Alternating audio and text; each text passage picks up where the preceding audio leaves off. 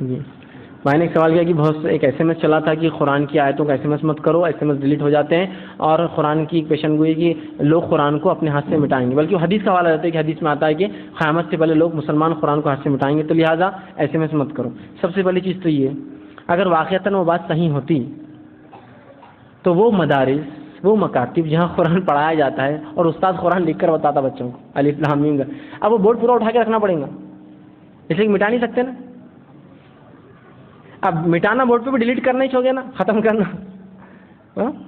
کوئی بولے گا بیوقوفانہ بات ہے، ایک دم سراسر بیوقوفانہ بات ہے، اور کوئی اللہ کے رسول کی حدیث نہیں ہے، کوئی قرآن کی پیشن گوئی نہیں کہ مسلمان قرآن خود سے مٹائیں گا۔ جو پیشن گوئی حدیث میں وہ یہ ہے، قیامت سے پہلے اللہ قرآن کو اٹھا لیں گا، مسلمان نہیں اٹھائیں گا، مٹائیں گے نہیں۔ یہ مٹانا تو علم کے لیے ہے کہ ایک آیت لکھے مٹا کر دوسری آیت لکھے تاکہ علم میں اضافہ ہو، کسی کا مقصد قرآن کو ختم کرنا، مٹانا، روئے زمین سے ہٹا دینا مقصد نہیں ہوتا ہے، ٹھیک ہے؟ تو لہٰذا مٹانے میں کوئی نہیں، تو ایس ایم ایس بھیجیے آپ اگر اچھے بھیجتے ہیں، لیکن میں ایک گزارش کروں گا جب بھی ایس ایم ایس آپ کرتے ہیں تحقیق کر لیں۔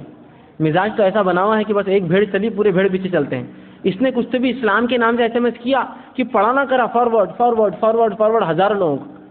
بعد میں پتہ چل رہا ہو تو اس کے خلاف ہی کچھ تو بھی لکھا ہوا تھا، ہوتا ہے نا، یا کچھ تو بھی بدعت تھی، کچھ تو بھی شرک تھا، کچھ تو بھی خرافات تھا، کچھ تو ایسی بات تھی جو قرآن کی آیتیں نہیں، جو رمضان کی مبارکباد سب سے پہلے دوسرے گرے اس پہ جنت واجب، کہاں سے لائی یہ بات؟ اتنے آسانی جنت ملتی تو صحابہ اتنی تکلیف کیوں اٹھاتے؟ رمضان کا انتظار کرتے، رمضان مبارک جنت ختم، کائے کے لیے تکلیف؟ جنت مبارک، بس رمضان مبارک بولو جنت لے لو، واہ واہ واہ واہ۔